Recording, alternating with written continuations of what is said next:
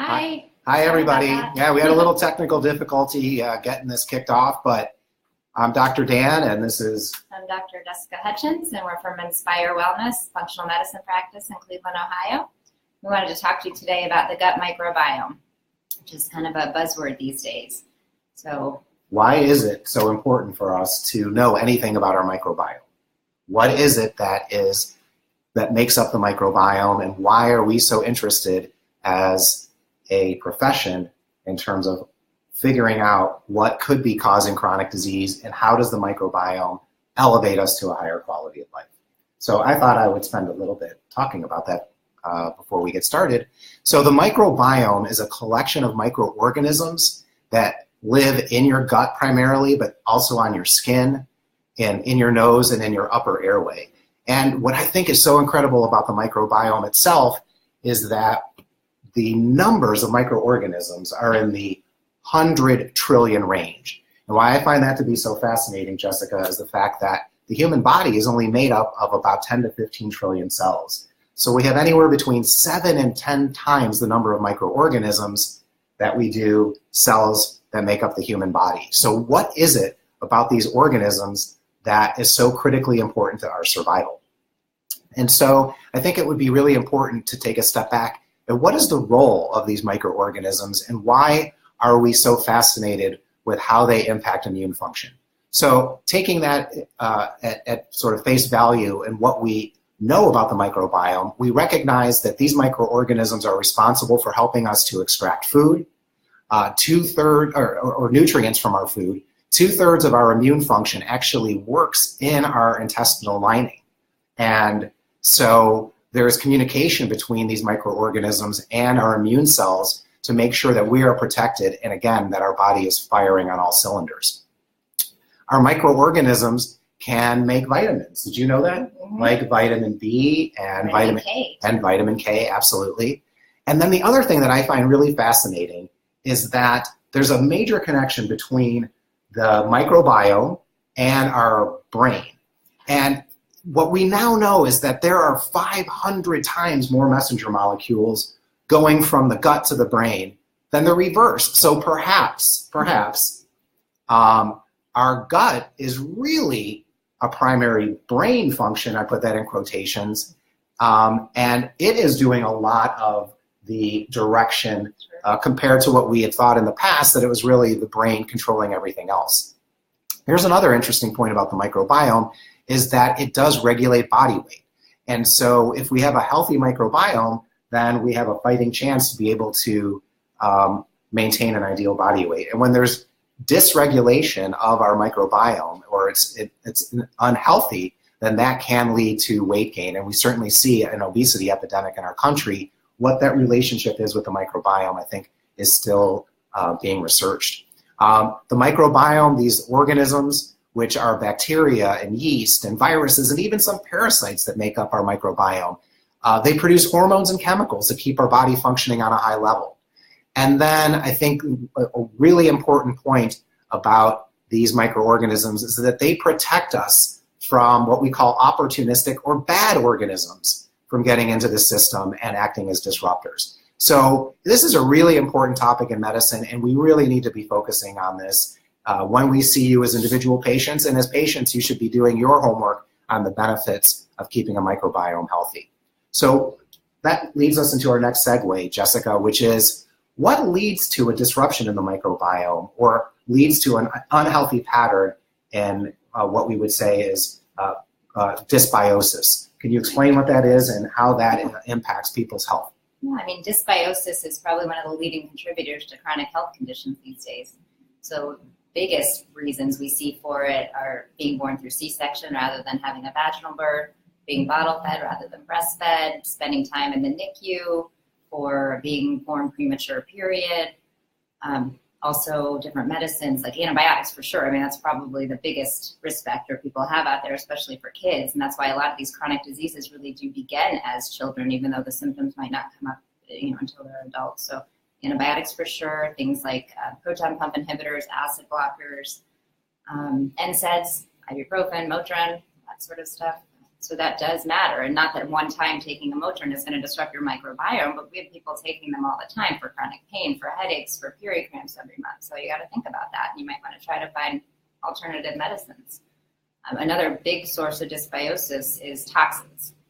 So stress is one toxin. Stress is really it's just an overwhelming problem in our society here. And stress decreases the IgA levels in your gut, which is the immune system that lives in your gut. So you can't control all the opportunistic pathogens like Dan was talking about, like candida, overgrowth, parasite infections, things like that, bacterial infections. So the other toxin that I really want to talk about that's way under talked about, I think, is glyphosate or any kind of pesticides. So glyphosate is one of the major disruptive chemicals in Roundup, which is one of the really common pesticides used. And it's pretty much all over. I mean, people spray it on their lawns to kill weeds. It's in almost every vegetable and fruit that's not organic. What it does is it completely changes an enzyme pathway to kill everything except those things that are genetically modified to withstand it. So the problem is they thought glyphosate was totally safe because humans don't have this specific pathway. It's called the shikimate pathway. I think that's how you say it. Yep. And so, they just assume, no, it's fine for humans, no problem at all. Well, the problem is, guess who has the shikimate pathway? It's our gut bacteria. So glyphosate is completely destructive. And probably even, one time it wipes out some bacteria, but think about how much you're eating with glyphosate and pesticides if you don't eat organic as much as you can. I mean, every single meal you probably get exposed to it. So it completely wipes out the good gut bacteria. So, if I have one suggestion for all of, for this whole talk is please eat organic when you can. And the best way to do it is grow your own food. So those are pretty much the biggest. And so you mentioned about genetically modified organisms, and where we see genetically modified seeds in this country, 95+% of our corn, our soy, our sugar beets, and cottonseed come from genetically modified seeds. So that means that if you're a farmer growing GMO crops, you are required to spray with Roundup, which contains glyphosate. And so if you're not familiar with sugar beets, 50% of our refined sugar in this country comes from sugar beets. And then cottonseed is used to make a lot of our processed oils that we use for cooking. And so, it's really critically important for our own health and our own well-being to really avoid genetically modified organisms. Now, the one seed that I didn't mention is wheat, because it's actually not classified by the FDA as a genetically modified organism, but it has been genetically re-engineered. And so the vast majority, over 90-95% of our wheat is processed with glyphosate. So even though it doesn't necessarily qualify as a GMO seed specifically, it is genetically re-engineered, and farmers are using glyphosate or Roundup. So please, if there's anything that you can do to help your microbiome, is remove all glyphosate from your diet. And I know that's a tall order in 2018. But again, our survival is counting on it as a human species. And if we don't do this now, it's, we could cross that threshold. And so, again, we're just trying to give you as much information as you can so that you can live at your highest quality of life. Right. So we want to talk about ways to help restore the microbiome that probably all of us acknowledge now that we have a problem with. And again, the biggest thing you can do, I think, is avoid glyphosate, avoid pesticides, eat organic. Some of the other things you can do is you can decrease your stress, decrease your toxins, all over, increase fiber for sure, fiber-rich foods, and then prebiotics and probiotics are probably the biggest thing you can do. Avoid antibiotics unless you really need them. Avoid NSAIDs. Avoid, all the medicines we talked about before. Breastfeed if you can. What about herbs and spices? Do those help? Oh, sure. Yeah, absolutely. Turmeric, lots of herbs and spices. They can help prune down the bad bacteria and keep the good bacteria there and decrease the inflammation in the gut. But the probiotic and prebiotic foods are something you can act on right now. You can go to the grocery store and get some. You can make your own fermented foods. You want to talk about some of that? Sure, yeah, definitely. And I also wanted to remind people that, when we promote, eating real food and a high quality diet, we want a rainbow of colors. So please remember that when you look at your fruits and vegetables, you want a nice variety. And that is going to be critically important for maintaining the health and well-being of your microbiome. And when we promote an anti-inflammatory nutrition plan, I think, I try to tell the patients that really and truly what we're recommending isn't so much about satisfying our palate. It's about satisfying the health and well-being of the microorganisms that make up the microbiome so that we can be healthy. So when we talk about probiotics and prebiotics, the list of probiotic foods would be things like you mentioned, fermented foods like sauerkraut, and pickled foods. So anything pickled is considered a probiotic. Kimchi, which is like Korean or Japanese cabbage, is wonderful in terms of the probiotics that it can. We love kimchi. Love kimchi. Kefir, coconut kefir as an example. Kefir can come from cow's milk or a dairy source. We would not recommend that. We would recommend non-dairy sources of kefir. Tempeh and miso, which are soy-based. Again, you would want organic, and if you're going to pursue those, but they can be unbelievable at delivering probiotics to our intestinal lining.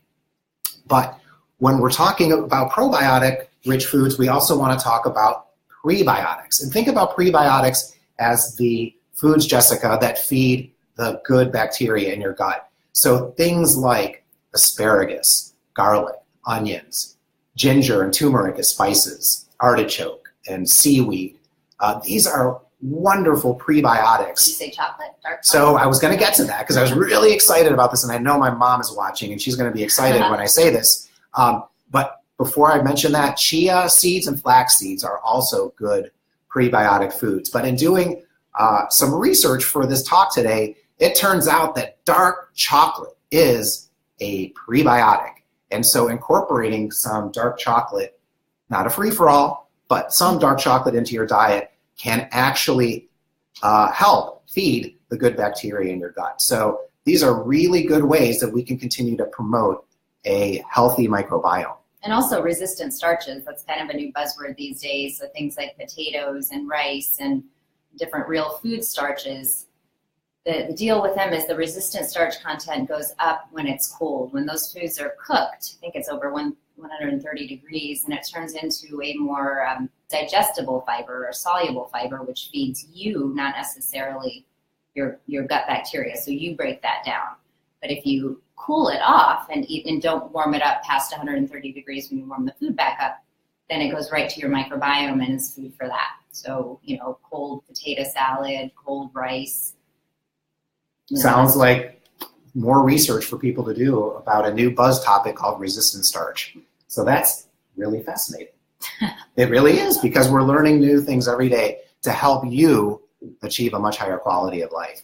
So we really appreciate you taking the time out of your busy day to watch this. We hope that you found this to be really informative and your path to wellness. We're going to try to start having these Facebook Live videos on Tuesdays at 12:30 starting next week. And we're really excited that we're going to have a guest, Gina O'Neill, who is going to come in and talk to us about natural skincare products and how to maintain healthy skin with the cleanest products available on the market. So again, you're achieving the highest quality of life. Is there anything else you wanted to say about the microbiome? Not about that, but I wanted to say thank you to everybody who gave us topic suggestions. So that's why we're doing this one. That's why we're doing the skincare. And so keep them coming. And then also at the end of this post, if anybody has good prebiotic, probiotic recipes to share, or if they want to try to comment on their own experiences making fermented foods. I've dabbled in yogurt, sauerkraut. I want to make kimchi, but I'm a little intimidated. So yeah, please let's have a discussion on how we can incorporate more of these foods. People helping people. It takes a village, right? So again, thank you so much. We look forward to seeing you on future Facebook Live videos. For Dr. Jessica Hutchins, I'm Dr. Dan Neides. And remember, it is your time to thrive. So let us inspire you. We look forward to seeing you next time on Inspire Wellness Facebook Live. You guys have a great day, great rest of Thursday, and a great weekend coming up. Bye. Bye.